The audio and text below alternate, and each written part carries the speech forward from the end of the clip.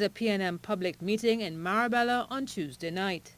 In the heartland of the Pointe-a-Pierre refinery, the Prime Minister said the government was so confident with the rectitude of its action that it was not prepared to shy away from the people who are affected most by the action.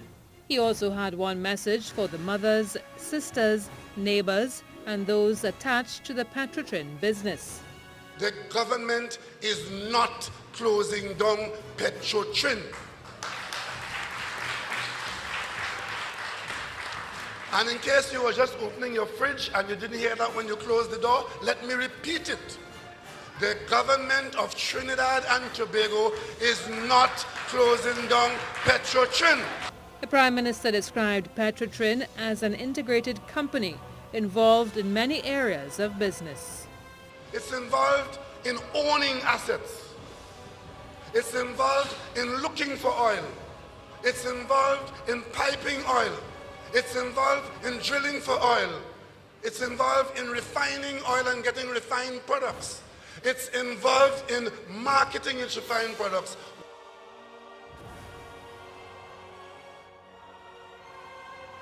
A mafiosi code. We keep each other's secret. It's only when you break rank, you go there and expose us, and for that, we're going to kill you politically. It's the core of the Cosa Nostra. As long as we stay together, we will survive together. And we agree not to breach the code of secrecy. It's the core of the Cosa Nostra. It's the core of the Cosa Nostra. We're going to kill you politically. We're going to kill you politically. As this government continues to champion crime and criminality in this country. As this government continues to champion crime and criminality in this country. A mafiosi code. We keep each other's secret. It's only when you break rank, you go there and expose us, and for that, we're going to kill you politically. It's the core of the Cosa Nostra. The Cosa Nostra. As long as we stay together, we will survive together. And we agree not to breach the code of secrecy. It's the core of the Cosa Nostra. It's the core of the Cosa Nostra. We're going to kill you politically. We're going to kill you politically. As this government continues to champion crime and criminality in this country. As this government continues to champion crime and criminality in this country.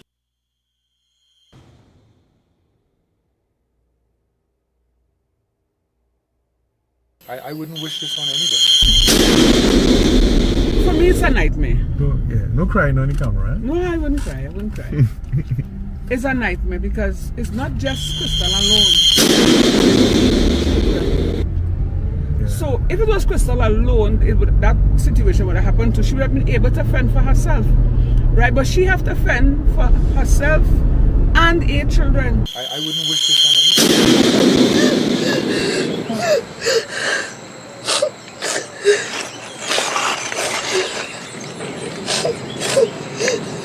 Mother of 8 and her children left homeless by court decision. There's a lot of corruption in the justice system in Trinidad right now. Right now, criminals being able to do as they feel because they know the laws and the law does back them. Right? The justice system does not protect women and children. They don't protect the innocent. They say they're here to protect and serve, but today I sit down on my property that is mine. I have document for that. Me and my friend are homeless now because of an uncle, a step uncle, who decided to take this home from us, and a judge gave him the okay. The police came with him to put us out, right? The police was protecting him. Nobody didn't protect me and my children. Even though when I was here and they was tormenting me, the police never protect me from these people. I wouldn't wish this on anybody.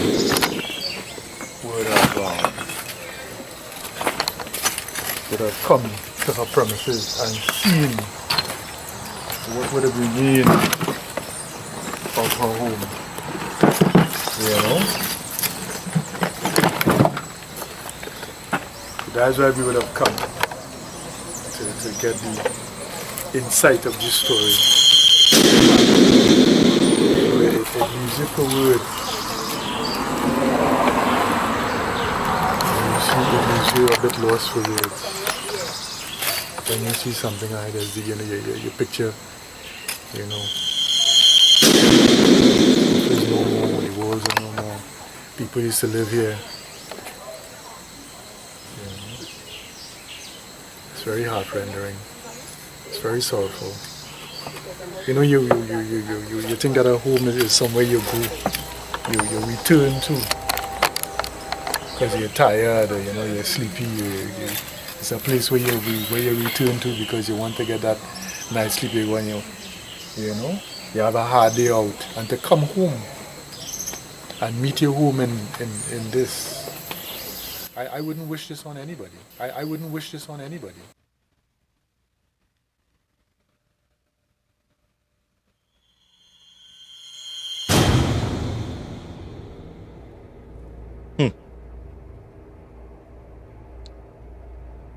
Good afternoon, ladies and gentlemen. My name is Renison Jeffrey, and this is the Workers' Rights Platform. Now today is the 22nd of the 8th month, 2024. Today we are going into a very important discussion. The state of crime within our country is at an all-time high.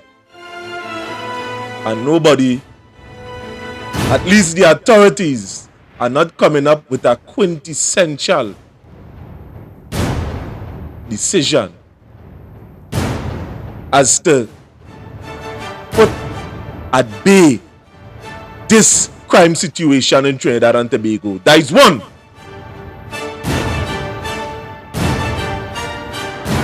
The education system is in a mess. And people could hardly feed themselves in Trinidad and Tobago. And the conversation is about changing the 3 ships and putting a steel pan.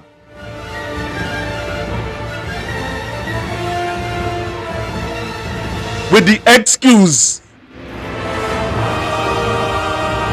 as saying that the pan thing, the 3 ships, a matter of fact, is a representation of colonialism.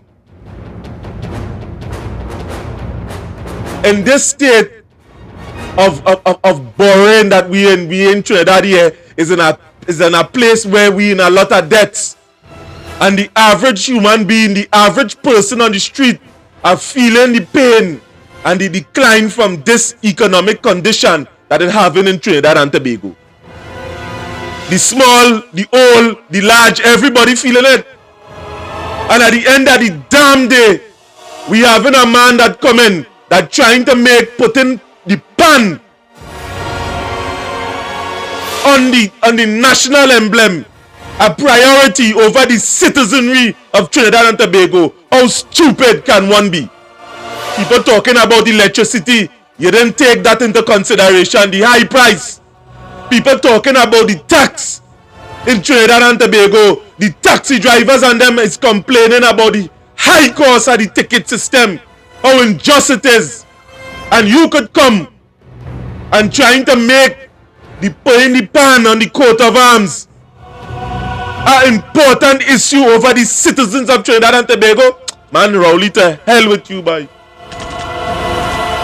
That is just my views, my personal views concerning what is taking place here in my country. And here what I'm saying to now, if the coat of arms have to change in this country, I believe that the people of Trinidad and Tobago should have a say about it. Yes, we should have a say.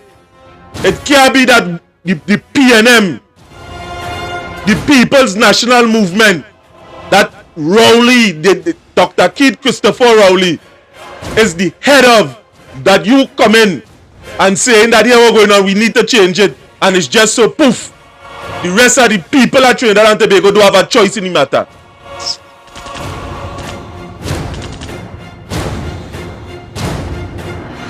Let me tell you something that's taking place here. The decision to change the coat of arms in Trinidad and Tobago should be the people's choice. Yes! It should be the people's choice and not a P&M choice. That is the reason why we was advocating at a point in time for referendum, that the people could have a say. What we are having in this country is a full-fledged dictatorship that is taking place.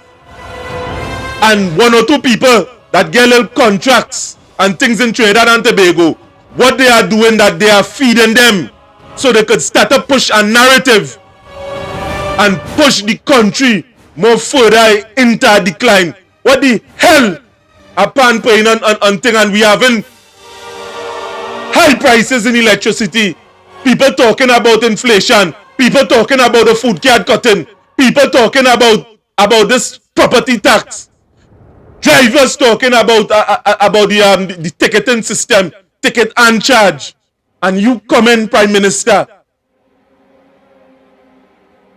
you are coming with an election drive to say you want to change the 3 ships and put a damn pan. That is the conversation. People, at the end of the day, if oil, I have no issue with the pan. I have no issue with that. But at this point in time in Trinidad and Tobago, that should not be the salient issue for you to attack.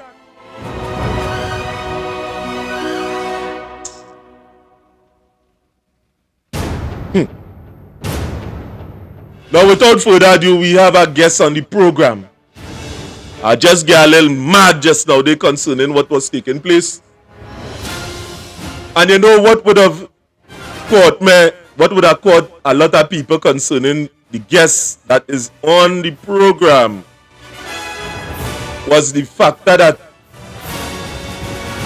it was a little situation what would have stemmed from a comment. It was a situation that would have stemmed from a comment, and the response state is what we would have looked into. So without further ado, I'm sure you know, or you would have seen this person. And I wonder if the guests are here. And guests, Mr. Gizmo.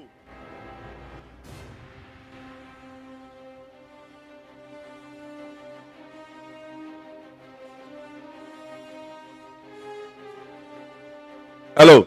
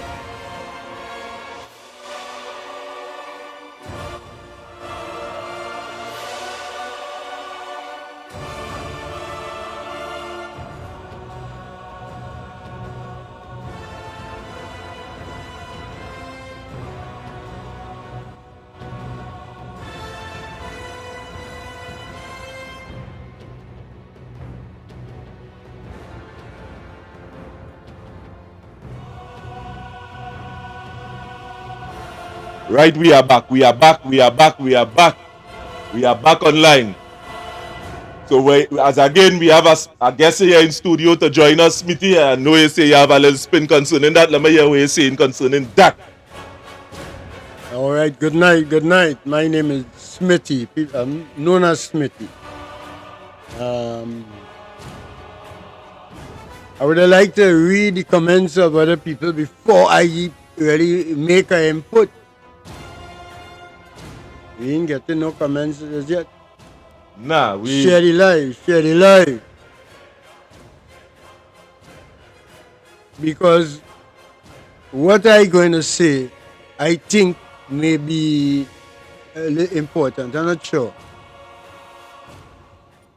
Now, what do you mean by the thing might be important, man? I mean, this is a comment here that is taking place. Hey, Candace, you're online. Blessed night. Yeah, good night.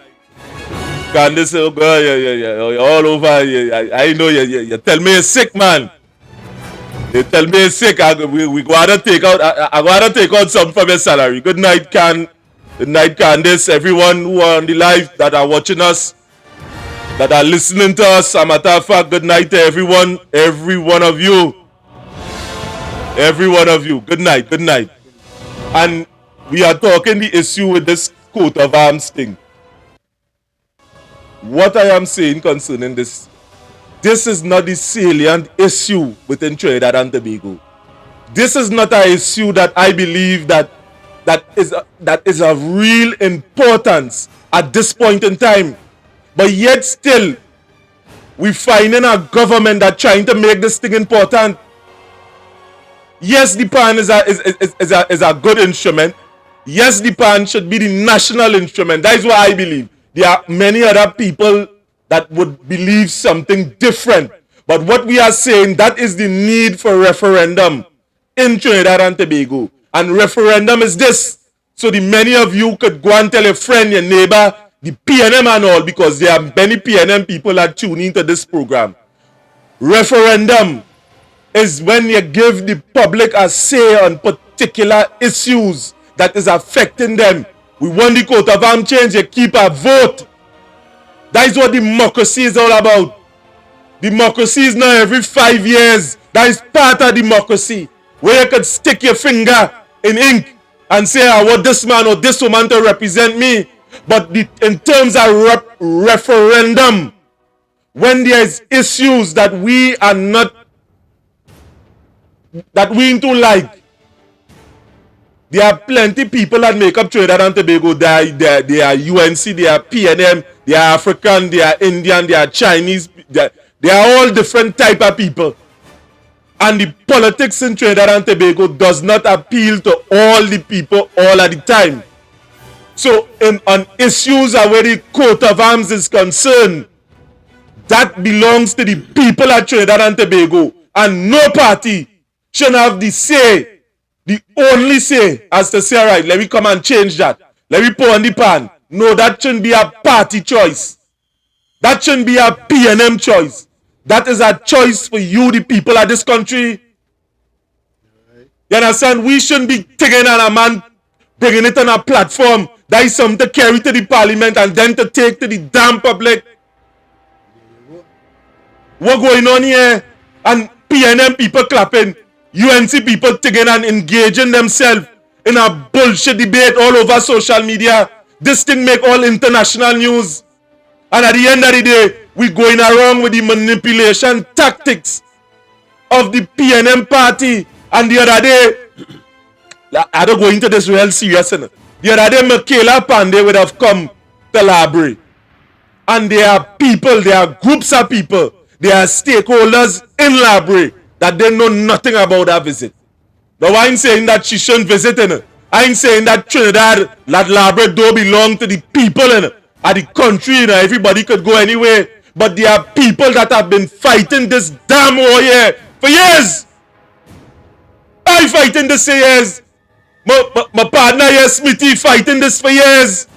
Right. And if you have something to do in the places at Library, Point 14, there are groups of people that done fighting this battle already. It's your prerogative to try and reach out to these people if you truly want to help. I only seen this as a blasted stunt. That's why I seen this. You come, you take a few pictures, you meet certain people. But what about the people that was doing this thing for years? What about the people that have been on the ground for years? What about the people that die and all, that was fighting and was talking about this change here? That it becoming a reality. You understand? But, we want to stay with the Yeah, go ahead. I really wanted the thing, but it hurt my this meeting. I know, because what happened, we really start off with the changing of the national emblem. You want to move the ships. It's according to how a man look at it. This is my take on it. It's according to how a man look at the ship. You could want the ships there to remind you what your foreparents went through. We were all born free. We had no ED on our name. We were born free. But those of us, our foreparents who were freed, we'd want to remember how they came. I mean, you don't know. Other people think about things differently because the Jews will always remember the Holocaust. They would say never again, but they'll always remember it. You would not take Jesus off the cross because you want to remember how he was crucified. Right? So what you moving that for? So it's according to how somebody look at it. If you want the pan or you want to do something for the pan, first you could start by paying pan men better. Having pan men be more recognized as accomplished musicians. Give them courses. Make pan music a must in the school system. Every school should have a steel band and music should be part of the curriculum. You know, if you really want to do something for the pan, you can do something for the pan. This Mickey Mouse shopping is talking about. Other people may look at things differently. Suppose I want to remember the ships, to remember the journey my foreparents went through. Because you wouldn't take Jesus off the cross because you remember he was crucified on a cross. So there are things that you could leave as symbols but teach your people how to look at it and not to look at it in this myopic way like the white man. But we are already over the white man already, boy. We are already over that stupidness, boy. And that kind of thing you having people pushing you around like a puppet on a string. You know? Mr. Man, leave the people thing how it is. It didn't worry nobody when it was there. What you want to do, spend billions of dollars now to do everything? You have to change everything that Mark OTTGS on it. You know how much paperwork Mark OTTGS with the thing on it? With the coat of arms on it? Every police vehicle, every government vehicle, everything had coat of arms on it. You had to change all of that. Mr. Man, you think you could don't spend money right now? So listen, wake up on your ideas, boy, Keto, boy. Is a fella, you take a chance, you get a run, but you really ruin it. You didn't run it. Yeah. And Smith, just now, before we go on, we have a guest online here. I know he would have said that he think, yes, I mean, I know you ain't seen us. I know we came here to talk about the video. You heard me, right? Yeah, I hear you. You hear me? Yes, I hear you loud and clear. Loud and clear. Just making sure that you was hearing me because I had something to interject and I was just waiting for Smitty to finish talk. So whenever I could get a chance to say my piece, I will be grateful. You go ahead and introduce yourself to the platform. Well, I know you as Gizmo. You understand? That your name I see on social media and so forth. You understand? So introduce yourself formally to the platform and make your point. This is the people's platform. Good night to the workers' rights and all the viewers. Good night, Smitty, and the other guest that is on right now. My name is Brensley McKenzie, better known as Gizmo on all social media platforms. And I am nothing but a concerned citizen, a young concerned citizen that has been seeing what has been going on in our economy.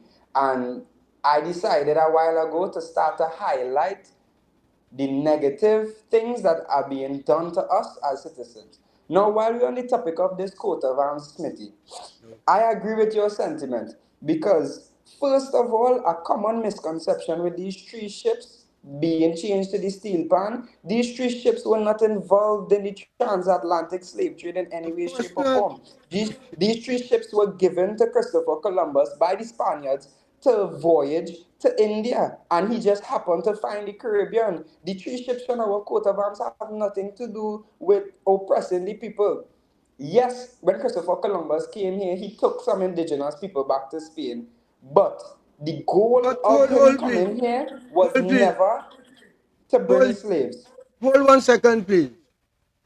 I don't believe in the Christopher Columbus ideology neither, you know. No, yes, no, but no, I'm not saying you that I know, believe in the ideology. okay. And I was all right, we're on the same just level then. stating the fact that a lot of people believe that the 3 ships on our coat of arms were slave ships. I was just clearing the fact that those ships weren't slave ships at all. Of course not. Furthermore, to the coat of arms thing, this is nothing but a gimmick and another way to steal money from this current administration. Because in no way, shape, or form we could be at an economic standpoint where we are in a deficit. We are borrowing money to complete our day-to-day transactions. But you are telling me it is a wise financial decision to spend millions behind changing the coat of arms. And yes, they could argue that this is something that they're going to integrate gradually. But if you choose to spend 100 today, or you choose to spend 100 across the span of 3 years, you're still spending $100. So it doesn't matter if you integrated the change gradually or not. You're still going to waste taxpayers' dollars. And it does always come back to where is the priorities of this current administration.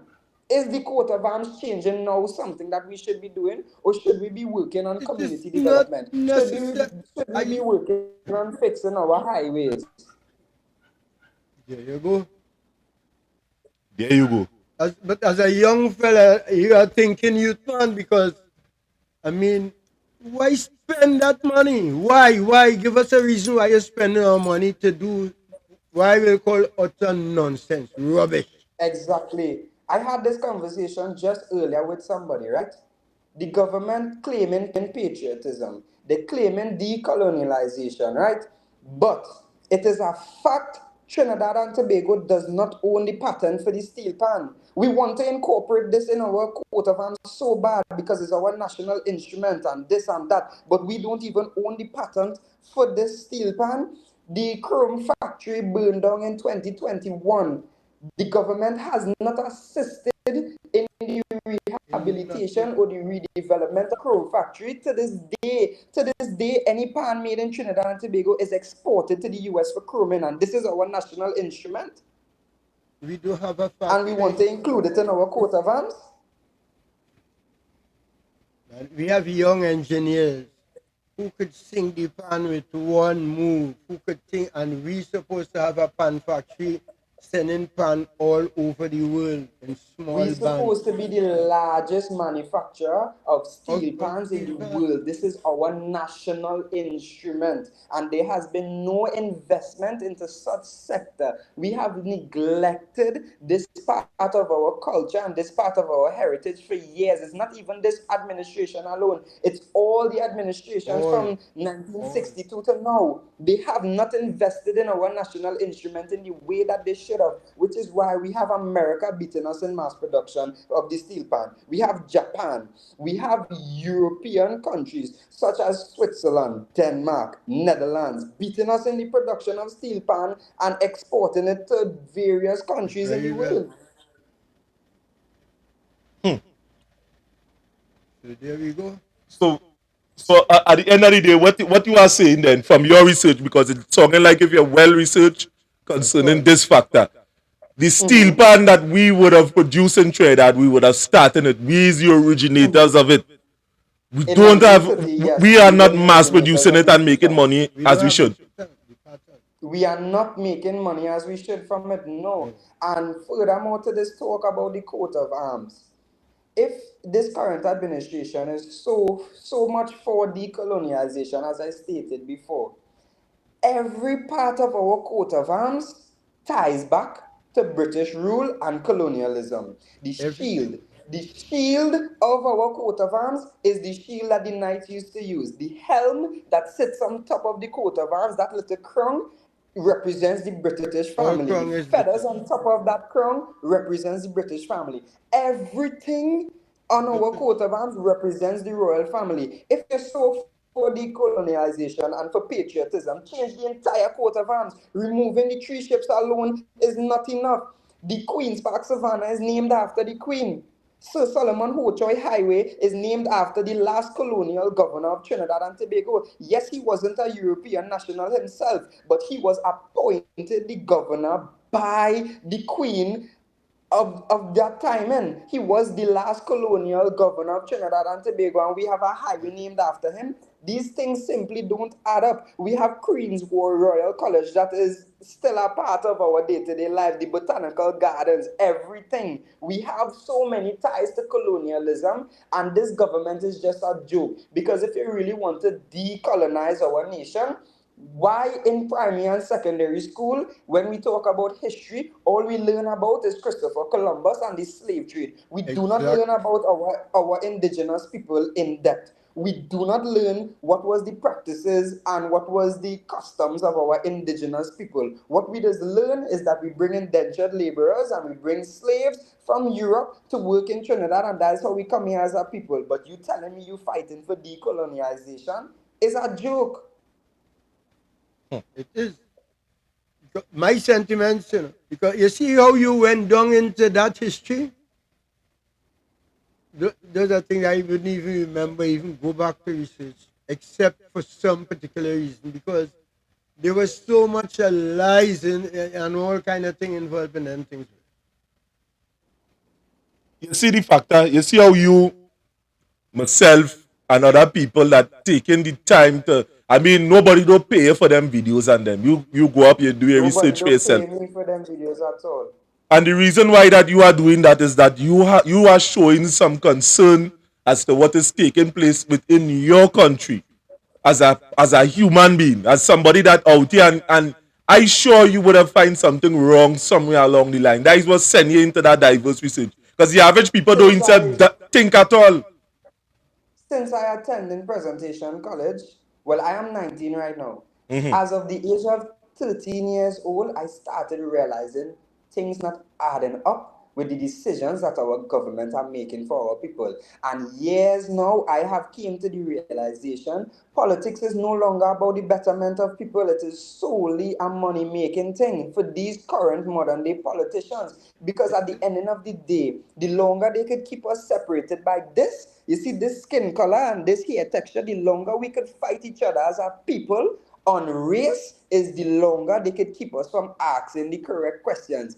Basic economics will teach you that no government wants a united people, because a united people is a people that does ask the right questions. And when you start asking the right questions is when shit does hit the fan for these government officials. You understand? Back in the Roman days, when you wanted to distract the people, the king at that time used to throw a man in a ring with a lion, and people used to drink till their belly full and laugh and whatnot. That is exactly what happening in this generation with all these parties and all these fetes and all these things. They are keeping us distracted and dumbing us down. Then again, my brother, it's according to how you look at it.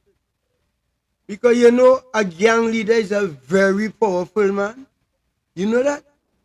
Because he run a gang and all of them have gone and he's still the boss. So you have to know how to work around that and stop talking about the past, my brother. So think them, you have to see who wields power, how it works, how to get them to come down, to settle down, and done the whole gang thing. You have to look at things from all angles and not from no ivory tower, brother. Start from the ground. The only place we start at the top is digging a grave. So let we start at the bottom and come up. We want to know what triggers these fellas, what goes on in their minds, and we have to check it out, and from young check it out what is happening, what they are being fed. You can. This is not real. The crime situation is not real.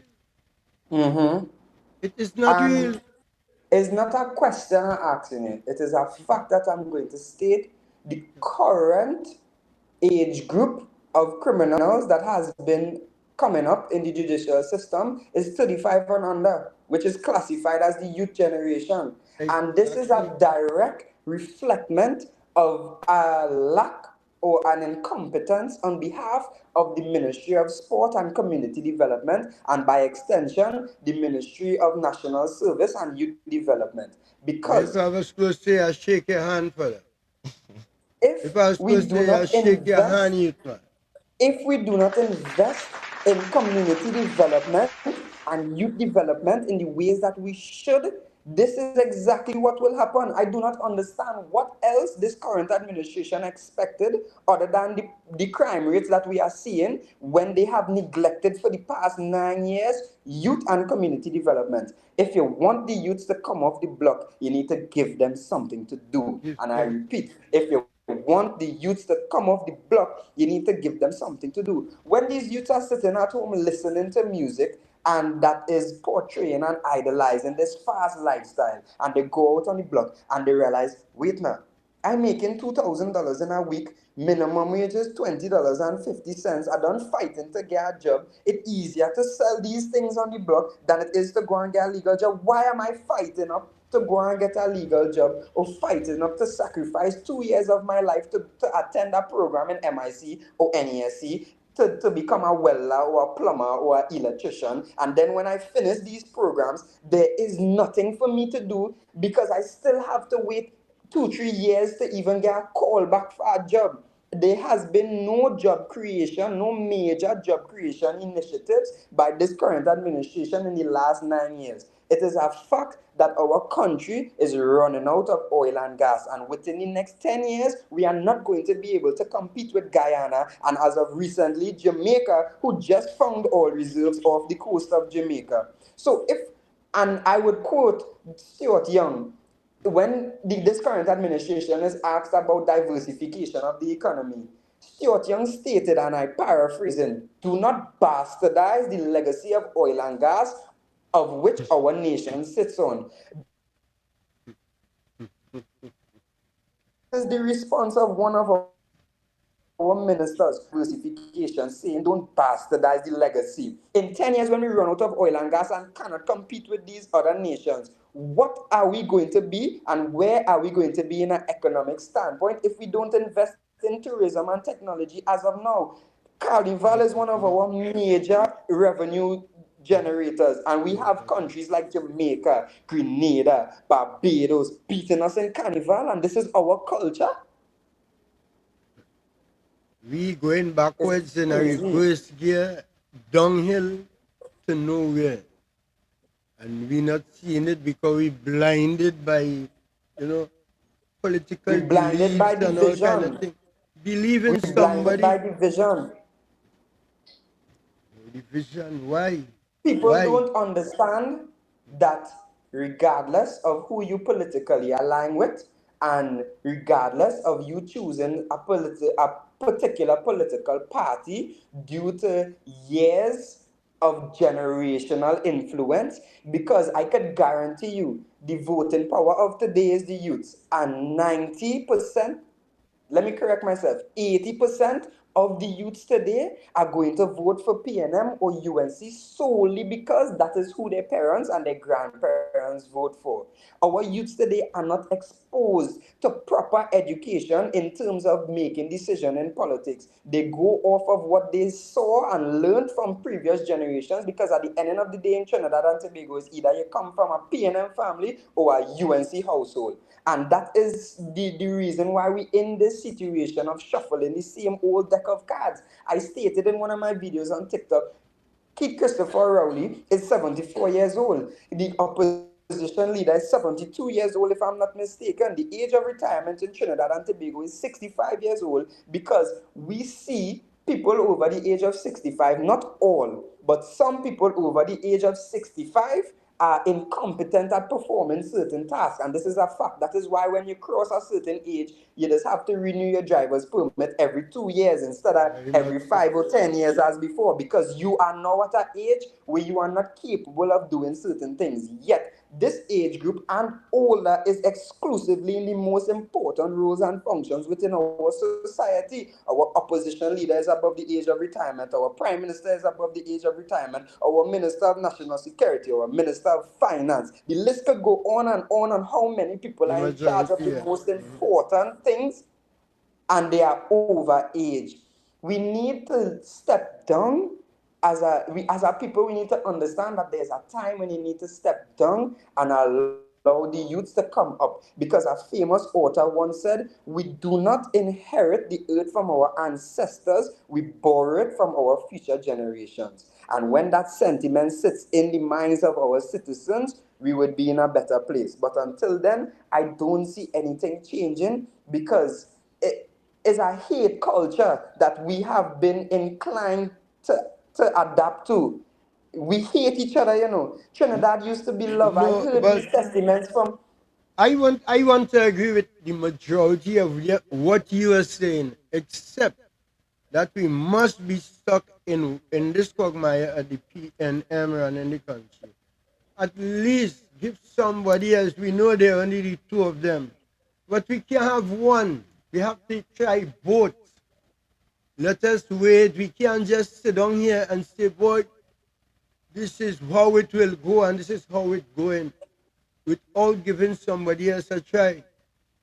You're Because completely right, but I think you misheard what I said, because I don't know. I'm pretty sure I didn't mention that we should stick with PNM. I believe I was advocating at the point that PNM and UNC is all we have known for years. Is only as of very recently we have been introduced to APP, which is Cazelle Jackson. We have been introduced to NTA, which is Gary Pride.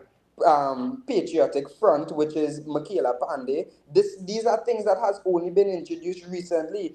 Jack Warner tried it a couple of years ago. Watson Duke tried it, but nothing ever stuck. This election is the first election where we have had so many political parties fighting for a position.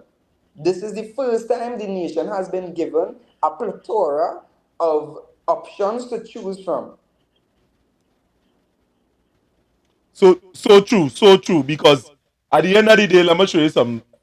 Now, the statement that you would have made it, and I'd go and build on this statement. We don't inherit the earth from our ancestors, but we borrow it from our future generation. And I believe that the older heads, some of them that are intelligent, would have come from that, because I could marry it to a statement in which Eric Williams would have said, the future of Trinidad and Tobago is in the book bags of the children. And we would have seen that did lap. Boy, I could talk from example. And I and not only I am qualified in engineering and plant operation and these kind of things. But it is difficult to find a job within that job scope.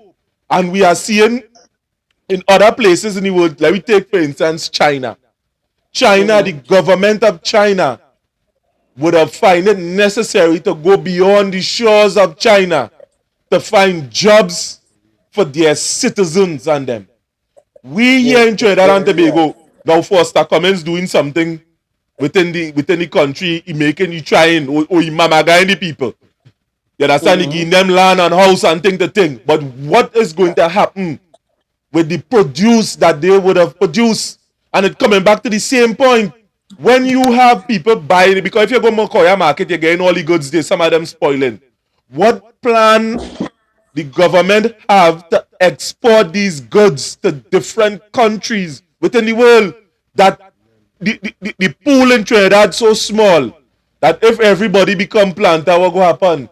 The wealth, everything go spoil. What will take place? What we have to push ourselves further.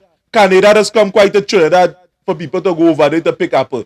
If we developing skills and services within Trinidad and Tobago, how it is that we could barter this thing to the rest of the country, the rest of the world, the rest of the Caribbean? What about these intergovernment relationships and things? Are they only to benefit certain people within our country, or are they really to benefit the entire country alone? What it really is, you creating farmers, and what is the plan you have for them to get these goods off the hand? For them to go and sell it at the side of the road? Man, You're right. You don't have enough people to And eat that. no, simple. That's Yeah, an export. yeah, Gizmo, go but the ahead. first one of my main sentiments with this whole agriculture thing, right? We import 90% of what we eat as a nation. That's a fact. It's also a fact that Trinidad and Tobago has one of the richest soil composites on this side of the earth, which is why the majority of the world has come to Trinidad and Tobago for our cocoa to produce chocolate. That's a fact. Thirdly, even if we're not exporting these things, we as a nation should at least be investing in agriculture to become self-sustainable to where we don't have to import food for our nation. Look Or at at the least rice. that We much. used to develop. What's that? Or at least, or I mean, 90%. If we had to import, 15% would be all right. We could be You self-sustainable. understand? At least cut down on the percentage. We used to produce rice as a nation. We used to produce sugar as a nation. We scrap all that. We close down our sugar factories. You telling me we importing sugar now for our nation to use? We couldn't Madness. continue growing sugar cane and producing for ourselves alone at least? Madness we're going on now. Tobago used to bring provision to Trinidad before Grenadans invention. Exactly. In addition to that, and I frequently reread the 2020 Vision Manifesto by the Manning administration. This was something created in 2007. Now it is very hard to find online. I had to catch my ass to find this manifesto because it has been widely erased from the internet. Access to it has been severely limited. But in the 2020 manifesto, which was created in 2007, around that timing, the things that the Manning administration was focusing on was gonna propel us to first world status like this. And the fact that those things were scrapped immediately as the UNC administration came into power to 2010 to 2015, and it wasn't revisited when the current administration came into effect 2015 to present, it applauds me. In the 2020 vision, we had things like nationwide Wi-Fi, the rapid rail system. Yes, the rapid rail system was deemed ineffective due to many challenges after a while. But it's the fact that to date, no administration has done anything in advancing the transportation within our economy. But tying it back to the agricultural thing, we trying to produce farmers and whatnot with the YAP programs. But it's just another election gimmick. You're giving away, what, 2 acres of parcels land, and then back to what you stated. What are they going to do with the produce? Every constituency in Trinidad and Tobago should have a developed and modernized market. It should have more than enough facilities for these upcoming farmers who you are giving land out to produce vegetables, to produce fruits, to produce these things, for them to have a way to sell it. Because these grocery chains that are spending US dollars that the average citizen can't get are importing these things. There should be incentives and subsidies granted to these farmers to ensure that they can mass produce their products and get them to the major groceries and whatnot. The Grocery Association and the government and the Grocery Association and the Ministry of Agriculture, Land and Fisheries should be working hand in hand in ensuring that the people that they are giving land to work gets their stuff sell. Because if you have a farmer working and growing produce that continuously wasting, after a couple of years, if this lasts so long, they're going to forget about it and try to find a new way to generate money, because what they have ambition for and what they have been doing isn't producing money in any way for them. That again, well, you're saying we have students at university, we wouldn't have them do things to help Trinidad start something. We just have a mango season here every year, with a surplus of mango all over the place. They're supposed to have a way where they could storage that mango that it wouldn't spoil, that you would have mango tree, you could tin mango, you could do whatever. Find a way, Exactly. you know. Mango is In just be addition to wasted. all of that, as Philip Alexander said recently, but this is something that I was aware of before because so agriculture is something my father is completely invested in. My father does extensive research within the agriculture sector. And Philip talked about it recently, and it piqued my ears because it's something that I heard from my father before. A barrel of pepper mash costs more than a barrel of oil. Pepper mash is a product that Trinidad could be mass producing because if it's one thing we know, Trinidad produces some of the most hottest peppers in the world and it has a large market for pepper mash out there. We are not producing things that is going to generate sufficient revenue for us as an economy.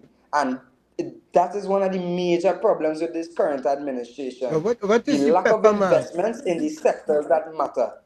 Pepper mash actually, Smithy, is pepper that they mash up and they add a little chemical in it to keep it and they put it To in a preserve barrel. it. What happens is $800 a barrel for a barrel of pepper mash on the Not TT, international, eh? not Remember that, TT, not TT. in the market. So imagine $800 for a barrel of pepper mash, and let me say the oil. Oil is 100, sometimes 45. You understand? $45 a barrel. So what we are saying really and truly, first time I hear that, it shocked me because It's all pepper mash. yeah, pepper mash. Yeah. I was within a convention with some farmers, and when they would have told me that, I mean, a ball, I say, well, better we just start to plant pepper I mean, and we because have it good worth soil. more. It worth more. You understand what I'm Exactly. saying? That's just one simple thing that we could be producing as a nation to export and generate foreign income. One thing. Imagine the list does go on and on and on in things that we could be mass producing that we are not. We have machineries, we have the soldiers down there, we have heavy artilleries.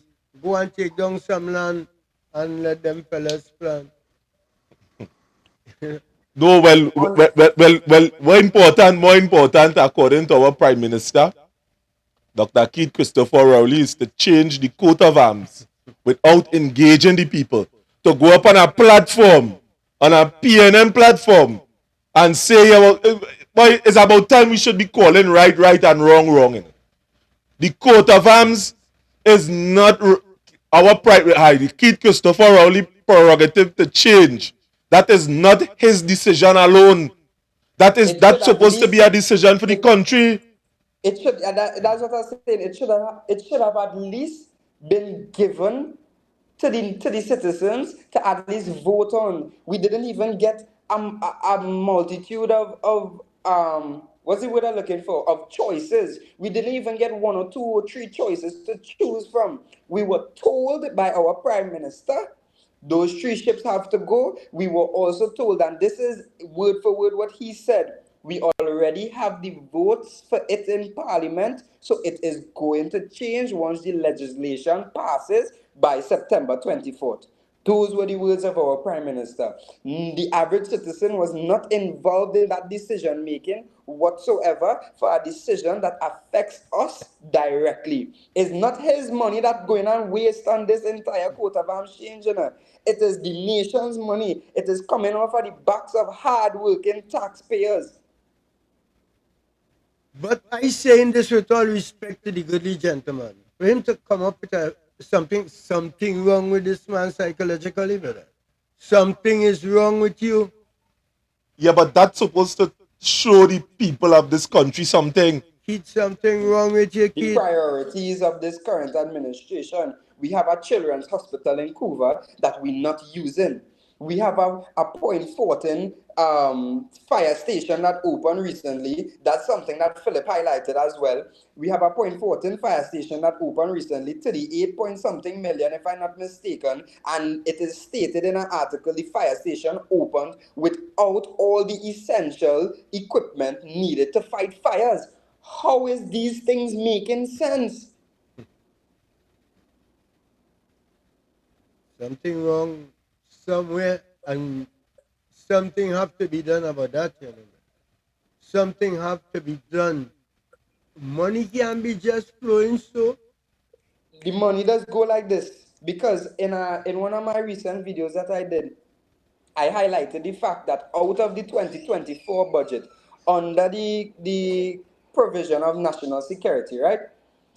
The ministry, not the ministry, the Customs and Excise Division was granted $4.5 million for the acquiring of 16 handheld scanners to help with their threat mitigation capabilities, right? Now, when I did some maths, 16 divided by 4.5, well, 4.5 million divided by 16, it comes down to $280,000 per scanner. Now, remember, this was said in writing by the government of Trinidad and Tobago. These are handheld scanners. As far as I know, handheld scanners is the metal detector things that go beep beep when it pick up something, right? Unless these scanners have the capability of having an on-screen display and allowing the customs and excise officer to see through baggage right on the screen or see through somebody's body, I don't understand who could justify spending 200 and how much? US dollar? $280,000. No, well, it's TT. 280,000 TT dollars on one scanner. When I looked a little further in the budget, under the youth and under the sport and community development part of the budget, right? It was stated it have a program in MIC that they wanted to expand from 26 students, 26 double digits, 26 to 500 students. Could you take a guess as to how much money was allocated for the expansion of this program for youth development? About 6 million.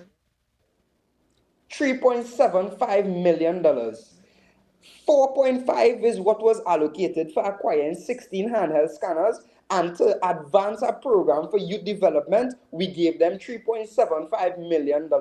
Tell me on what earth does this allocation of funds make sense to anybody that you would allocate more money for some scanners than you would for expanding a program for youth development? And then you wonder why the crime rate is so high. All about the money. Smithy, that is an important point there, you know, because when you're looking at, all right now the ball in crime high. Now you would have made a point earlier on which we would have been observing. Crime, old people don't commit crime. So, because them can't be jumping out, in and out of car and running down them kind of thing. We have to be real. Crime is for people that fit and are capable of doing it, and sometimes have the money. If a old man in crime, most of the time he's the head, he's the man behind. So we don't know already the type of age group or the type of people that involve in crime. Now, if you have to go into the psyche of the people and the psychology of the man that is committing crime, most of the time, when you have a heart-to-heart conversation with them, it's as if you put them on dead ground, is something that Sun Tzu would have said, Smithy. Dead ground is when you put, it's like a cat, you back up at the edge to a wall, and they have no other choice than to spring in your face and scratch out your eye. Dead ground is when you put a man between a rock and a hard place and you have nothing to lose. I believe in my heart of hearts that a man who committing crime would have been in a place of desperation and he have no other choice than to commit a. Because most of the time he know it's a 50-50 chance when they go outside there. And it's youths that having this mentality. It's youth. You're right. And I would always attest to the fact that this current crime situation that we are facing is something that the government of Trinidad and Tobago does not want to fix. If they wanted to solve crime, they could have done it yesterday. Crime in Trinidad and Tobago is a business. And a simple fact that would prove this is the fact that in 62 years of independence, not only this administration, but every administration before it did not see it fit to implement any prisoner rehabilitation programs within Trinidad and Tobago. There is no program available for prisoners to be properly reinstated into society, and That simple fact is why these people, as they come out of jail, turn back to a life of crime. Because any business place in Trinidad and Tobago that hears that you were convicted of something or incarcerated for a certain amount of time, they don't hire you. Once you don't have a COC that is stating that you are of good character, you don't get hired. So what do you want these people to do when they come out of jail and can't find any legal work anywhere? They're going back to the block, they're going back to do these crimes, and then they're getting locked back up, and they're paying bail, and they're paying So fees to the court. So it's a business. we're going right back to square one. Because if you have to stop that, you have to stop English laws, do your own thing. And as the boss man say, he want to scrap the Privy Council. So they don't know why. No, when I hear Rowley say about the Privy Council, I just start to get frightened because I know the trouble that I am seeing right about now with a matter with the MP from Point 14. And again, a chance now to highlight it. He sued us for talking about the issues that he's supposed to be fixing. What we say, we talk about directly of his incompetence. Yeah. All right. Well, I'm going to leave that alone. But the thing about it is this. If you go and it have PNM lawyers, they ain't what the case. If you go, you have to go to a UNC lawyer. That tell, but let me leave that alone, man. You see my partner here, he tell me leave that alone, and I just listen. As a man does listen, Smithy. Let me leave that alone. But it's important that we must have autonomous views on subjects. Exactly. Because scrapping the Privy Council is going to enable this current administration and every administration after them to have complete control in decision making in Trinidad and Tobago. Because unlike the United States, for example, right? I'll strain off topic a little bit with this example. When the assassination attempt of Donald Trump happened recently, the director of the Secret Service was put on a hot seat in front of a special select committee to answer for every decision. Before you go to that next point, we was completing something and Jeffrey came across. I was telling you why you went back to square one.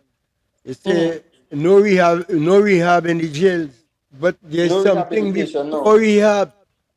You're supposed to have psychiatrists in the school from a primary school level. As soon as a child starts behaving differently, let them visit the psychiatrist, let the psychiatrist talk to them, because you don't know what's happening at home, how things going with that child. There's no school psychiatrist.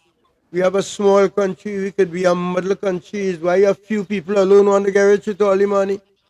No, well, if I'm not mistaken, Smithy, and I attended school very recently, so I can attest to the fact that there are social workers within our education system Qualified psychiatrists?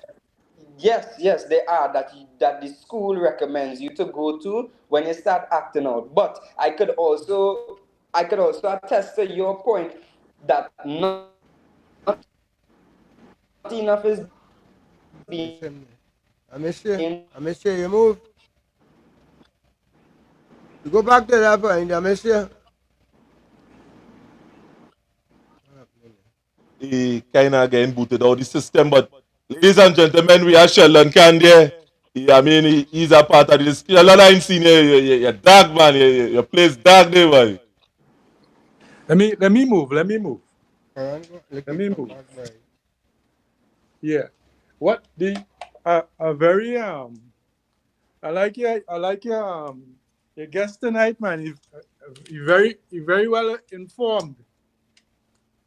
You know, he's a Hello? Yeah, we hear you. Yeah. So I like your guest tonight, man. He's very well informed. He's like a fresh a breath air. He gave me some hope, you know, because it's a while now we fighting, and I was getting the impression that people wasn't getting or understanding the bigger picture. You know, a lot of times you meet people and they're negative or they're telling you all the reasons why things can't happen. But I'm very much heartened that we have such bright persons that understand the problems so clearly. I'm very optimistic. Always looking at the brighter side. Yeah. My question to you guys, and this is a monkey wrench in the toolbox, right? I would love your opinion that Dr. Rowley is a Tobagonian, right? But was voted out of Tobago. Because at the end of the day, Tobago and Trinidadian culture is very different. Very different. And a simple thing as the crime situation in Trinidad and the crime situation in Tobago over the past few years could attest to this matter. The Tobagonian people still have that love within them. And yes, as of this year, the murders in Tobago rise. But when you look at who committing the crimes in Tobago right now, it is Trinidadians who went across there and killing each other. And by extension, is the sixth and the seventh thing that going on that reached to Tobago and started escalating the level of crime. But in previous years, Tobagonians are people of love, you know. Yes. The island very small and everybody in Tobago really does know each other. So I can attest to that. Half of me is Tobago. it also comes down to the fact that these people voted him out because I am positive, just like many other citizens could attest to, they realized that he was not for the people. Once he's not for the people, they'll vote you out. So Dr. Rowley is a Tobagonian, right? And his family, his friends, the people he would have gone up to school with, the people that he know on a personal level, is from Tobago. But the people of Tobago have not been enjoying a proper inter-island service for years. For years. So for years. we are here quarreling about the things that Dr. Rowley is doing to us. And the people that his family, his immediate family, wants nothing to do with him because of the service that he is giving them. That is the point I'm trying to make. I'm unsure if it's my connection or if it's your connection, but you're breaking up. You're breaking up. Yeah, we ain't on the side very clear, but I ain't just so I can check and see. No, I hearing you very clear. I hearing Smithy very clear. But the gentleman who has his camera on right now, I wasn't hearing. It was breaking up for him. I just want to know if you could repeat. The last thing I heard was the last thing I heard would have been the people of Tobago is people who he knows personally. That was the last thing I heard. Right. So what I'm saying is Dr. Keith Rowley is a Tobagonian by birth. Because of his work in Tobago with political parties that the PNM would have seen him and sought him out. That work would have started off with his family and his friends and the people around. They would have made him popular. But over the period of time that he has been in power, Dr. Keith Rowley, in the PNM, his service, Tobago, has been so poor that they have voted him out. They want nothing to do with him. So we are in Trinidad talking about Dr. Keith Rowley supposed to be doing this and Dr. Keith Rowley supposed to be doing that. But yet the very own people don't want to have nothing to do with him because of the level of service that he brings to Tobago. Tourism in Tobago has gone to the dogs. We were making money from tourism in Tobago, and it have as of recently hasn't been a profitable tourism environment for a couple of years now. Imagine Trinidad and Tobago is registered in many international countries as a no-fly zone, you know. A lot of foreign countries are informing their nationals not to come to Trinidad due to kidnapping, robberies, etc. And furthermore, to answer your question, the Prime Minister of Trinidad and Tobago, I'm not sure if this is a fact that many people are aware of, his grandchild that was born recently, he flew his daughter out to make her child, you know. He didn't even let his daughter make his grandchild on Trinidad soil, you know. And what does that say for us as a people that our prime minister doesn't even want his grandchild to be born on Trinidadian soil? There you go. Well, it could be that when the Tobago hospital was being built, Dr. Rowley was accused by the then Prime Minister, Patrick Manning, of siphoning funds away from that hospital. So probably he knows the state of the hospital that he left the Tobago hospital in, that he wouldn't want his daughter going there. It could be that. Yes, but Really Tobago is not money the only hospital in gone. Trinidad and Tobago. God, We you're have just being Mount Hope, provocative. we have Mount Hope, we have San Fernando General, we have Point Fortin. We Yes, have private as you would have now said, institutions. it have a fire station in Point, and it could cost $38 million with no equipment. So who knows, the Tobago hospital must be open for a couple $1 million well. Without equipment, I don't blame the man. He know the state of the hospital, so where he sending his daughter there for? But I will want my boy next door, the college boy. I want you to research this thing for me.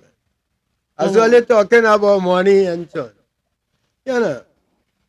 You know that roundabout right by where they have bright ideas now. I think the Coca-Cola factory down in and the bamboo in Laramie there. In South, yes, I'm aware.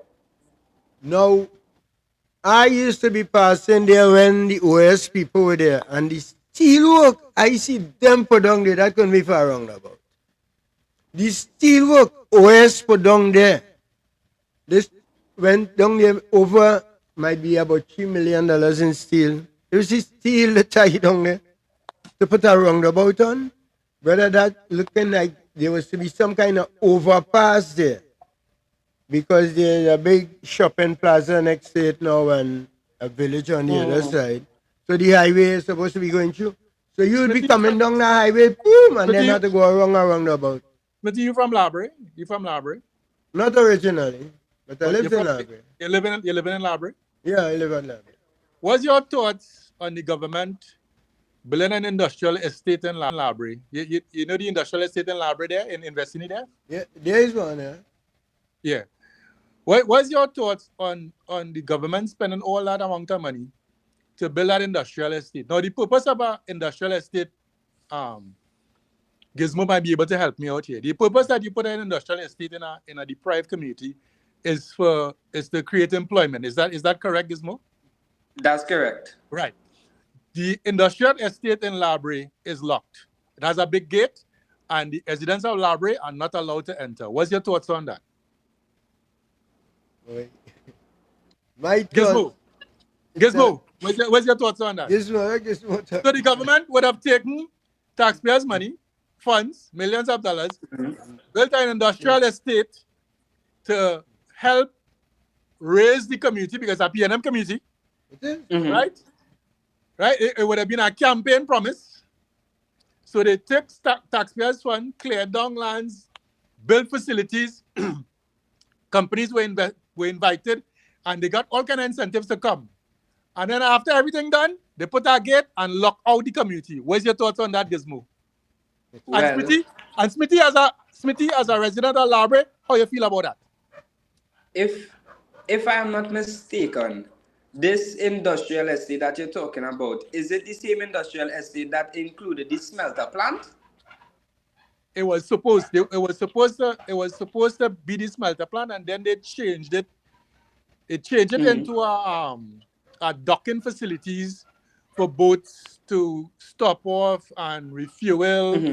And it was supposed to be a facility where all those boats that come to park up in the Gulf of Paria that normally go down to Venezuela, they could come and get cleaned up and serviced and that kind of thing before they leave to go back. Well, I hear to let me rain on your parade a little bit. They can, because that is something that never took place. What happened was they would have drawn out something in the 2020 general election. They would have put a billboard up on Labre Junction. And after they put a billboard, they take it down after the election. And that is the ending of that docking facility. It only exists on a billboard. Yes, but what I want to get your feelings as a black man from Labre a previous PNM voter that the government promised to give you an industrial estate and now they lock you out and you're unemployed. I want to know how you feel about that. That's what I want to know. Well, as man, you hit one right there. I was a downright PNM voter. I was down there in Starlight Shopping Plaza that night with Dr. Rowley Fitzgerald Hines and Petrotrin George. When they went down there and they run up them out on Manning. I say, boy, there's a man who could fight, boy. Call the heart, we have to get thing. Boy, I say, dear you, cool, boy, that is a man you have to put in power. Boy, he went in there as a pit bull and he come out like a dustbin terrier, boy. The man well wimping now. Kind of man I thought was going in there. I said, but they are corruption buster. Who he find thief in, get rid of them. So that part was right. And I went to elaborate so much on that point. I lost my thoughts where I was going at. No, we are talking about how you feel about the industry. Yeah, no. How you First feel? of all, boy, How do you feel that when you pass on that elaborate stretch, you see so many unemployed young gentlemen sitting at the side of the road, smoking, getting high, going mad, turning vagrant, and the industrial estate is walking distance and they locked out. How you feel about that? It's because them fellas in the air condition car don't see that. It's you and I that see that. Them don't see that. You know them to see? A few dollars more. When my child go on holidays, if I could buy tickets for all to go Disneyland and then go to Britain. Somebody told me recently black people don't care about black people. I don't think so. I think that is a kind of narrative that is pushed. Well, the man running the industrial estate is a black man. Yeah? I won't say that I agree with that sentiment fully. However, I could attest to the fact that as black people, the only other race that fights us black people down the most is more black people. Well, you know why you to see that youth man? I like me. I like so black me. So you see, who don't like me? Me don't care about them. I like me, so I'm doing everything to make me nice. I like black me because me a red, me in pink, me in no color. I like black me, I love me. So anybody go beyond that. The hell with them. Yes, but Smithy, the problem is, as black people, we are very envious of any other black person that is in a better situation than us. Thank you very much. We always, as black people, watch what one another has and judge our own accomplishments based on what another person has. It's something that we have been bred into, and I can't see that changing. No, brother, any changes start with you. Any changes, any journey start with one step. I just tell you, just like you, so you wouldn't see who, but you wouldn't see he who don't like you. Once you like you. Every change starts with parenting. It comes from the home first. Before you as an adult could make a decision, you are developed in a specific environment, and that is what you will become unless you have reached the age of consciousness where you determine that this is not what you want for yourself. But not everybody blessed with this and this. You see this that I'm pointing to in the middle here? This is something that not everybody blessed with. And when you're not blessed with that, you're going to just conform to what you have been exposed to from adolescence straight up to adulthood. And again, it comes back to my point. If this is what you have been taught growing up, to constantly value your life accomplishments to that of your peers, you are always going to grow up hating one another. And that is exactly what has been going on in our black economy. No, if people start respecting everybody for their role, because everybody is not academically inclined. And this is where the Ministry of Education failing people again. Because in the construction field, things like heavy machinery operators and so on. How much little black boys are tell about that? Pan is the industry. Earlier, just learn music. Music should be easy for them because they love pan. They could pay the pan. Fine, I think they would have jobs outside. They will get jobs in orchestra. Find alternative ways that people getting money and not URP so that people remaining poor. Yeah. People wants to go home, open a fridge. They don't need much, you know. Have a little motor car there, working good and nice. The family living nice. Your children eating. How much you want? Your house is yours. How much you think a black man want? Yeah. But you're not even affording them that. Let them live the lower middle income. There are those who would want to live the higher middle income people. But the lower middle income, we have enough money in Trinidad for all of us to live, so who wants to? Before we go on to the discussion, you understand, I would like to highlight a little sports and family day that is taking place on Saturday in the area of Vestany. It's the Fitzgerald Jeffrey Foundation, yes, that's my uncle, in collaboration with Vestany Village Council. The Sports and Family Day, Saturday the 24th, that is the ad that is seen on the screen. Vestany Recreation Ground, the time 9 a.m. till. So come and have a nice sports day there where you could run it, have a little 5K race. The numbers to call to find out more of the information, there 572-00199. So you get in contact with the individual. My little niece, she name is Tehilia Jeffrey. Get in contact with her. She taking all the registrations and thing if you want to run a little 5K race. Saturday is the day. All roads lead to Vestany. Saturday the 24th. So call the number on the screen. And it's that. So Khan, I know you had something to say concerning what was in a direct response to Smithy. So go ahead. No, well, I like the fact that you continue to support your community and your neighbor string is buried there. Your uncle is a stalwart in the community, but you're not answering my question. As a black man in a community where millions of dollars was spent to empower the community, how you feel about that gate that locking all you out from getting employment in the industrial estate? Because I'm sure that didn't happen in Cuba or nowhere else or East West Corridor. I could just interject a little bit. Yes, right. Of course. Well, I just wanted to notify everyone that it was a pleasure for me being here. However, due to some family commitments, I need to depart at this moment. But this is a platform that I have no problem returning to and having intellectual conversations with like-minded individuals. So, Smithy, it was a pleasure. Jeffrey, it was a pleasure. Can I just be reminded of your name, sir? The one who has his camera on? Sheldon Khan. Sheldon Khan. It was a pleasure meeting you as well. And I would like to continue encouraging you all to have these conversations because we need more platforms like this. And I will continue. Yeah, before I will continue listening on YouTube after I leave. Yeah, before you go, I would like to say that you really encouraged me tonight because me and Jeffries be all over the country fighting this fight, and a lot of the times it's be very disheartening because a lot of people, they don't want to talk, they don't want to say, they're frightened to say, you're trying to explain something to them, they're trying to explain the peril that they're in, and they understand the peril that they're in, and they still don't want to say. So you are a fresh breath of air, like a oxygen burst. Thank you, Mr. Khan.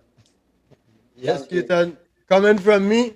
Yeah. I'm sorry you couldn't go right to the wire. But what area are you from, Gizmo? San Fernando, East constituency to be specific. So I would love if a day me and Jeffrey could come up by you and you could tell us or show us some of the problems in your area that we could have them. Okay, no problem. And that's something that I have started recently with one of my most recent videos that went viral. If I'm not mistaken, it have about 110,000 views on TikTok. Right. Is a series that I'm in the process of continuing called Is We Fault, So Let's Fix It. Where basically in that TikTok I highlighted the problem that I responded to a TikTok comment with somebody saying, bro, these people's jobs are way harder than ours. You need to understand. Go and research what bureaucracy is. And I responded to that comment by saying, you're right. If we can't hold these people accountable for our problems that we're facing, then it have to be we fault. And as I said, is we fault that these potholes here 4 years now? Is we fault that the drains not being clean? Is we fault that the government are fining citizens $3,500 for dengue prevention, and the condition of the government storm drains are deplorable? They are clogged. You know, it doesn't have flowing water where it should have flowing water, but we taxing citizens for these things. So it's we fault. Let me fix it. And that's something that has been gaining popularity. People has been messaging me certain things that they want me to come in the community and highlight, and it's just a matter of transportation for me. So I'm in the process of figuring out the transportation thing on, but it's definitely something that I want to continue. So I have no problem inviting you in my community and allowing you to showcase the problems that are going on. But I was just notifying you that is something that I plan on doing in other constituencies as well. Okay, great. Yeah. Well, thank you, brother, for being on air. And, we would have had a Power Pack show to think, but, the plans changed suddenly. And I see that, you improvise still. So thank you very much, Yes. brother. Yes. Thanks very much. You're welcome. As I said, don't hesitate to invite me on the show again. And it was a pleasure meeting you, Mr. Khan, Smithy, and Jeffrey. I hope to talk to you all very soon again. Okay, my brother. Okay, brother. Godspeed. Enjoy the rest of your night. Yeah.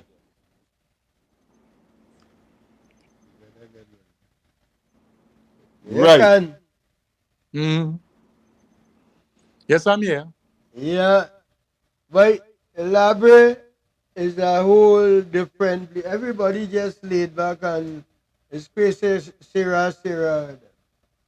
All the fighting spirit gone. All. Them might have no fighting spirit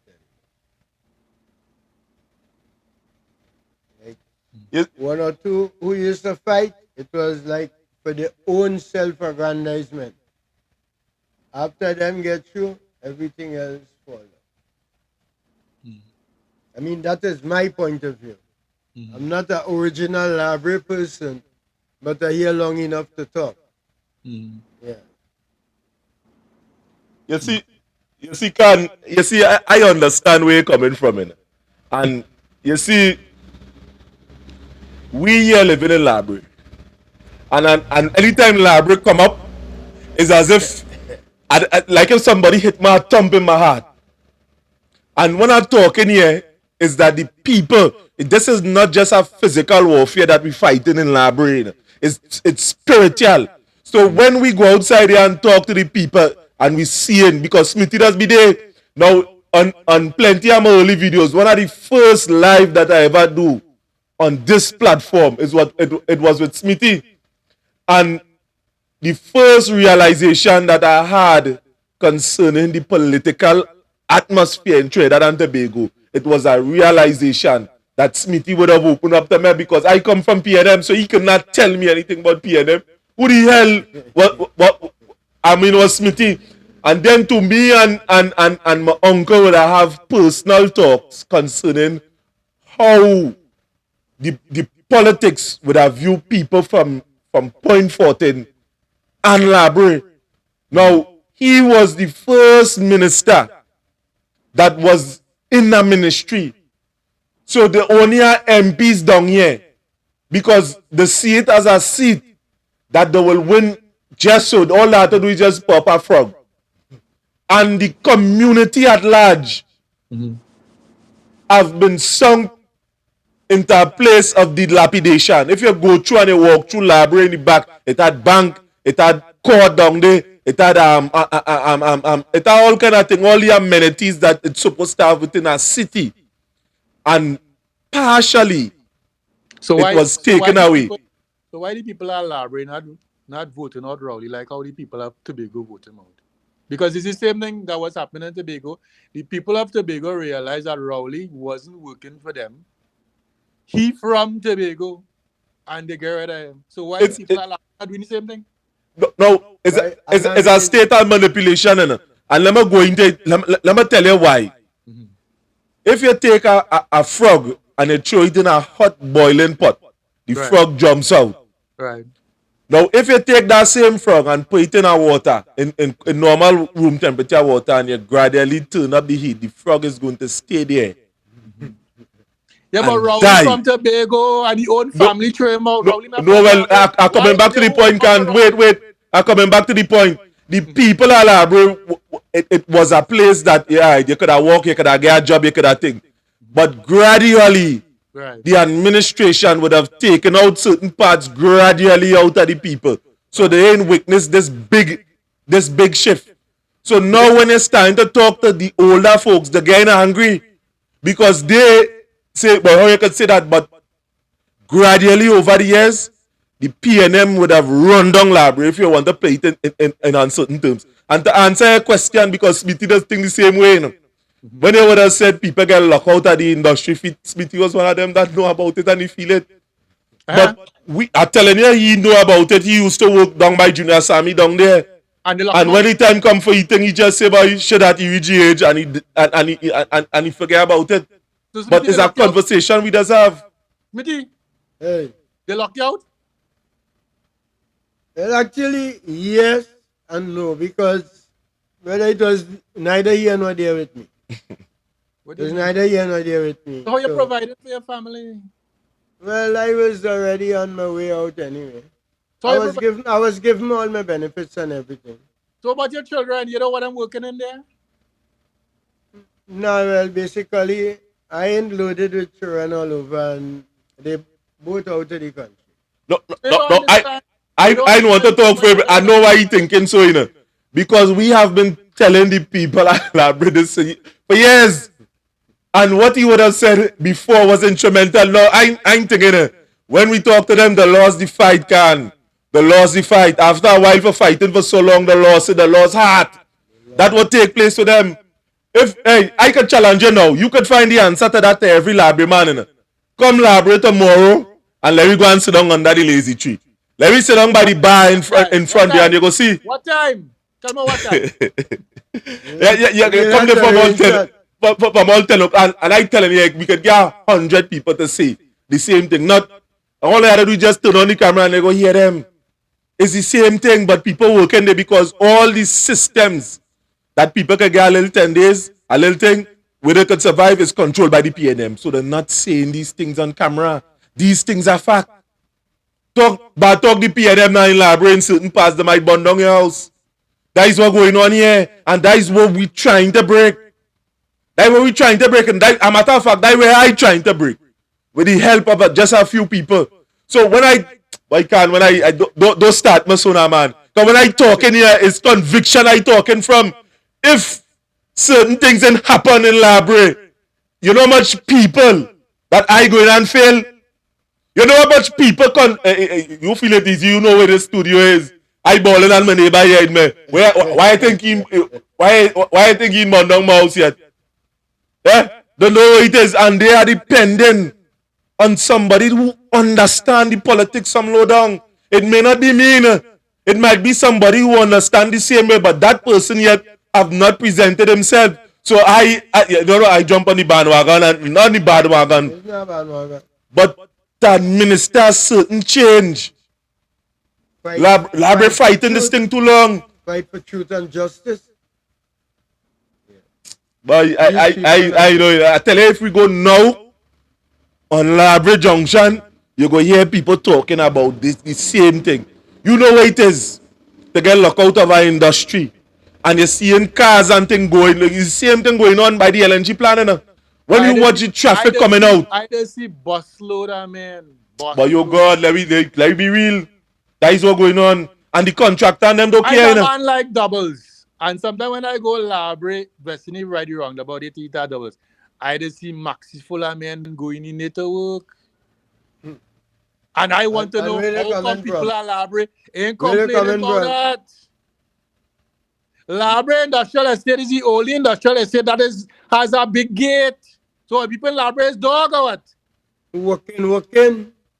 And who ain't working there in care? It have the industrial estate in Cuba. Tell me, them doing methanol, them doing all kind of thing. It no get you can drive in as you want. People from all over I was around putting Cuba, myself they in a working position of representation for them. Why Labre is the only let's place go on that have an industrial estate and the place locked? Why is that? When you talking quite industrial estate, it have right on the junction. The road is in a deplorable condition. Why you don't get somebody at least a CPEP contract to keep there in order for the year until they're ready to pave it? People have to be ducking. There is an accident waiting to happen because it's too big swimming pool you have to drive through. You're talking about industrial estate. You think they care about anybody in Labre? And Labre surely will vote them. They care about you. So it come back to my point. Negroes don't care about Negroes then. No, they don't care about themselves. I care about me. I wouldn't say that. Yeah, what I go say. Yeah, what's going on with the people in Labre? From since day one, they have been voting a particular way. The mother should think them, the grandmother tell them, this one tell them. So over the years, it was a mass psychosis concerning the PNM administration because we was always taught that the PNM was good for us. Right. But the smarter ones, like Smithy, who would have thrown a rope for me to catch, he said, examine what the PNM would have done. Well, I only seen Labre. He said, right. He said, start to watch places like Penal, like DB, like Central. Watch the houses, watch the quality. Now, he didn't tell me to watch, as I tell you, that the first man that would have sent us a certain lifeline for me that I could have watched. What we have? We have no truck. We don't even have heavy duty drivers where they could hire them. We don't even have tractor drivers, let alone buy a tractor for ourselves. And so what are we doing? And not that we don't like the others, we like we. And if my brothers and everybody want to join resources and we go into a business, I'm old enough to do it now. You know? What the how we down here as somebody that we must be contented for what we get. Junior Sammy going all over and building big buildings for people. The build sheds. All you ain't getting nothing. All you locked out. No, them. We talking about what contented for what you get. You ain't getting nothing, you're locked out. No, well, that is what I'm telling you. Be contented now. We trying we best. That is what I just tell you. In all PNM meetings and them, that is the mantra. Or you know you like to smoke weed. That is what I say. And we trying. And obviously, you would say they blame the UNC. We tried, remember, we went in a treasury with no money. And that is what has take place, and the people buy that wholesale. Imagine them telling you that also. What the UNC having in Labre being in the position it's in right now? Only the PNM. The PNM and only the PNM. Labre people in love with the PNM. They don't care if the PNM kick them every day and twice on Sundays. They will live with that. They will live with that. You will try to tell them anyhow. But them just know them see a Balizede and I all them know. Well, I never had no conversation with the youth and them, but the average adult, their mindset is PNM. And the PNM can do them what they want. Some of them still living in squalor. Some of them still living in squalor. What do you mean by squalor, sweetie? What do you mean by squalor? Explain that to me. I mean, I could sum it up in one word. They're still using outside facilities, bathroom facilities. Still. And sometimes it's one person have one and it's about four people using it and all like that. In Labre? I mean, this is reality. This is reality. Telling people they should be content with that. That's all they want. Because if you are contented with $5, why should I give you $6? For you to spit in my face? You contented with $5. What I giving you $6 for? when Labre people leave Labre, they don't see when they pass in Rose. But when we say Labre people, we should define that, because not everybody is like that. There are some very brilliant people in Labre, and I mean very upright and upstanding people. However, there are those who just ain't care. There are those who just ain't care. But Labre is not altogether, because I'm not going to condemn. Labre is where I come to live. And I found it to be a very beautiful place. Okay. I am not originally from Labre. I live in Labre. And Labre is a very nice place. But there's some areas that need tightening up. And I mean real tightening up, because too much things going on and people not standing up and fighting. I mean, if you walk through Labre and ask 20 people if they know who is the MP, 19 wouldn't know. And maybe all 20 wouldn't know. If you ask them his name, they don't even know the name of the MP. I mean, it is that bad. They just vote because they want to vote. And don't take it from me. You walk through Labre and ask anybody in Labre, where's your MP name, boy? You know? I come Labre often, you know. I go in the pitch lake and bathe. Right. And many resources, and they're not making use of the resources. Yes, they should have people working there. That pitch lake should be that pitch lake. The water that they take out from the lake to drain the lake to take out the pitch, that water should be used to run our water park, because that the minerals. That's why I come. Exactly, the minerals in that water, they should run our water park, and they do. I don't know who they have in charge of tourism. You know. Yeah, because when I came, when I went St. Lucia, I paid $50 US to bathe in water similar to that. And in Labre, when I come Labre, I just go and bathe. So I'm aware of Labre. My concern with Labre is there a taxi service? Do Labre people have cars? Is there a taxi or public transport service? Because I can't understand if the people from Labre don't leave Labre, because you're telling me that you're living in a place that's not evolving. And when you have to pass through Oropuch, Laramie, and San Fernando to get to San Fernando. So you can't tell me that you're seeing other places developing. Your place staying the same. This is why I didn't want to paint Labre with one brush.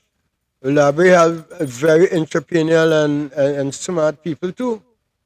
Yeah. So I didn't want to paint them with one brush and say Labre people. But in terms of the political acumen, they're just blind. The majority of them blind. And they will vote PNM regardless of what PNM do. They struggle, they don't care. What did the Tobagonians do to wake them up, to wake themselves up out of under? Tobago want to make themselves a Dubai. Tobago starting to claim oil. All you're talking about Fali know what you're doing. Tobago studying all part of the oil is them own. And Tobago fighting. The next thing, Tobago make themselves a Dubai, and we are studying Tobago and studying them Indian and them with which shop itself. Indian passing all the exam. Indian is all the doctor. Indian is all the things. So why Indian can't run the country? Why they can't run the country? They have the greater minds. Leave them. We had we chance how long we do it. Why? You see, I mean, this is a kind of depressing kind of thing for certain people, and we had to take this discussion within parts, because that is the reason why we on this mission here. We had to take down this into parts. So seeing that we now start this subject, we have a lot of material concerning what is taking place here in Labre, and from time to time we will go and meet people from on the streets. The hell with the politicians and them. We try to reach out to them. They don't want to talk. Fine. We are going to reach out to people on the ground, bring them on the same platform, or meet them where they are, and take the information and bring it here, because there are many people that are saying the same thing. People want a change, and a change is going to come, but it may not come in the place that many of us will want it to come from. But we had to take that leap of faith. Now I understand what you're saying, and I know you're in the possession of a lot of information. But what you really think the people in Tobago, because I see you driving home that point, what you think the people in Tobago doing or operating or their mechanism of analyzing this PNM party that we here in Library could take and we could go home with and say, well, all right, this is what we should do. Where's your sentiments or thoughts on that? It's a simple scenario. If Dr. Keith Rowley is from Tobago, his immediate family, uncle, aunt, niece, nephew from Tobago, and he make the statement, I'm from Mason Hall. Yeah. Mason Hall close to Lekito. Right? And Mason Hall throw him out. I'm from Mason Hall. But Mason Hall throw him out. So we're saying he's a reckless person and the people in Tobago see that? Or he's a person that don't care and the people in Tobago say that? The family say, because they were bleeding. Because there are certain members of his own family. I'm from Mason Hall. I'm from Mason Hall. But Mason Hall throw you out. Mason Hall don't want to have nothing to do with you. Boy, let me tell you something. That man, I work a number of years with my boy uncle there. Dr. Rowley should be ashamed to say he's from Mason Hall. That man, when he walking into Parliament, he don't look left or right and he face always serious like if well. Well, let that show you. Smithy, where you from? Where you from? I'm from the West, really. Well, let that show you out of the West. You feel when you see the people in the West, you go watch them left or right? You go watch back them straight too. Wait, them calling me all in Tobago and they see me. All in New York if they see me. They're calling me. The people who I know, them calling me, not I calling. Not if they throw you out? No, they couldn't throw me out. But that's what I'm telling you, the people at Tobago throw out Loreley. So why he would be glad to see anybody else? If your brother and your sister and them throw you out of the house you're living in, you want to see anybody else? At all? Well, that's what I'm trying to explain to you. Well, me, you know, I was going to the man. So you know that? How much seats the PNM have right now in Tobago? Well, they just, in the thing, they have one? They have none. The 2 seats are not PNM seats. So them because of the service that Dr. Rowley was providing for Tobago then, Tobagonians don't have nothing to do with him. Champa and them, not Champa so much, the other one try, Webster Roy, but she can't get you. Champa only get nicer. So if the people of Tobago, where Rowley from, where Rowley family from, where Rowley high farm, every time he get a chance, he running home to check on his goat and his sheep or whatever he had. If them don't want to have nothing to do with him, how we in Trinidad holding on to him so? Not me. Not me. And then you telling me, if I come library and I try to bad talk the PNM, people might want to bust my head.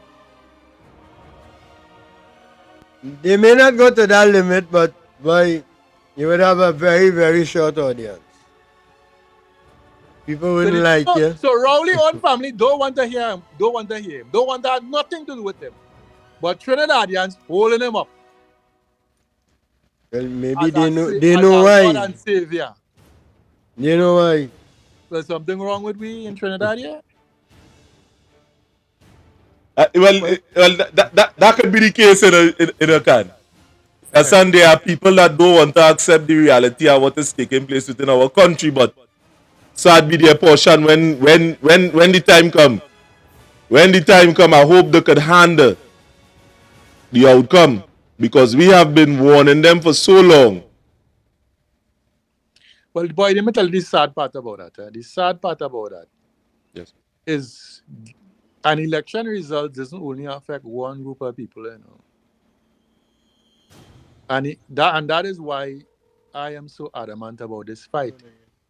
Although you may say that you didn't vote, or you're not voting, or you care, or you don't care, the election results affects everyone. Yes, so Candice, good night.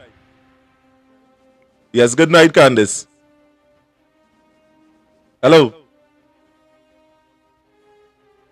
Hello? You hearing us? Candice seems to be in bed. Candice.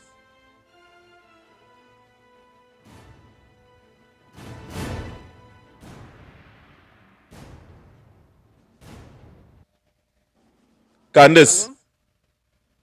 Hello? Hello?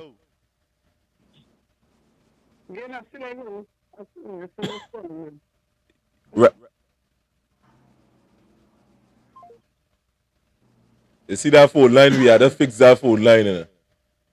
We had to fix that phone line.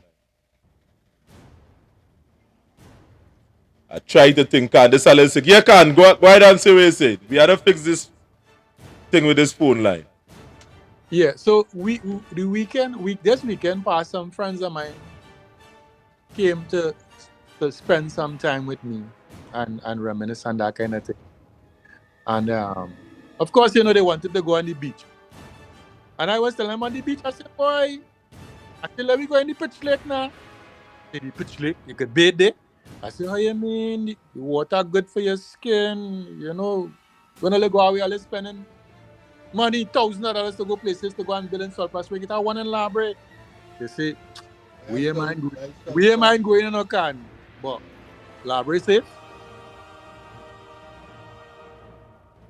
It's not big on crime. But it's not hiding itself. It's all over. Just that Library not big on crime. You know? And it is happening all over. And I had to admit, I said, well, you know, I said, well, you know, next time when you have a smaller group, we'll go now, you know. Well, you know, I mean, we're coming close to the time here, and I seen my brother here, you know, this is the first time on these shows, and then he backyard take it again. Right. He's showing me a little yawning in the corner here, you understand? Right. Although we bright on this side here, you understand? We seasoning this thing, we could go up for hours. Yeah. You understand? We travel close to 9:30 tonight, and you know, I mean, I would like that you see a few words in closing, Smithy. Can you as well, and let me close off the program now. Sure. You understand? We are Saturday, and you know, we could run our program tomorrow too, you know, because this issue different. And I realized at some point in time we had to up the ante because we have videos and materials concerning the things on the ground in Library and in Point 14. And the people at Point 14, we have a video that we are going to release tomorrow for you to see. Yes, we have a video tomorrow. We would have went by a hierarchy in the Point 14 area to try to get a meeting with this gentleman as to show him some of the ills. And up to now, since last year, we didn't get an appointment with him. That is how we care about you in Point 14. But don't worry yourself, we go come there with that soon. Soon! So Smithy, where are they saying closing? Yeah, well, before I say good night to my viewers, my bloggers, well, I came sort of unprepared. I was caught unawares for this program tonight. So I'm hoping that the material might be a little more put together for the next shot. And stay good, stay thinking. Yeah. Yeah, Khan. Okay, so good night, viewers.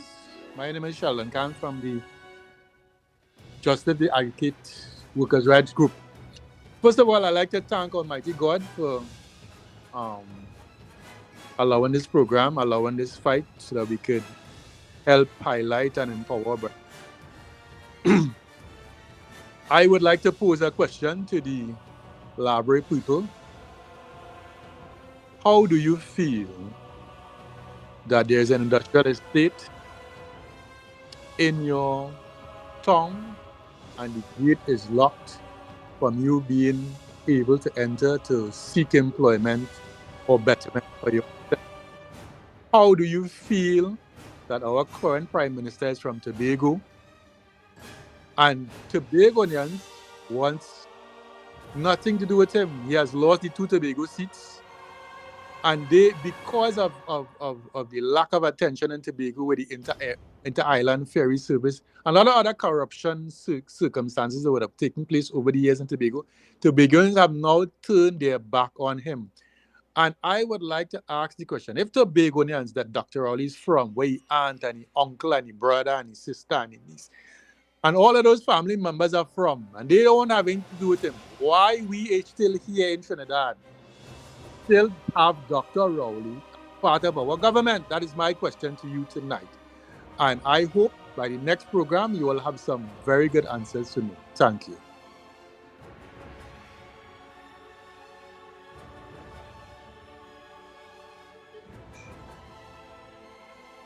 Right. And we are here, we are back, I am here. You, the people at Trinidad and Tobago, we understand what is taking place. It was in our psyche. We know the type of trouble that we are facing in Trinidad and Tobago and the type of nonsense that this administration is trying to get us to accept. This thing we're going on in Trinidad and Tobago, we must not accept that. We must not accept subservient conditions from a government who ought to do better and who should do better. And we will continue to do what we are doing on this Justice Advocates program. As the advocate for you is not we. Yes, as a matter of fact, I ain't going to say, when I say we, I mean me and Sheldon Can and the team. It's not about the team. It's about the rest of Trinidad and Tobago. This is what this is about. A holistic plan for all of us. I want a better Trinidad and Tobago. Smithy want a better Trinidad and Tobago. Sheldon Can want a better Trinidad and Tobago. Candice Edwards want a better Trinidad and Tobago. And many of you within the comments, who does view us religiously on Facebook, on YouTube, on Rumble, and very soon we are going to TikTok. Get our numbers. The numbers on the screen. Call the numbers. Get in contact with us. Let us be the voice of reason for you. Thank you very much. My name is Renison Jeffrey, and we are out. This is the Justice Advocates program, and we are out. Sheldon. Well, it's that we outside. We outside.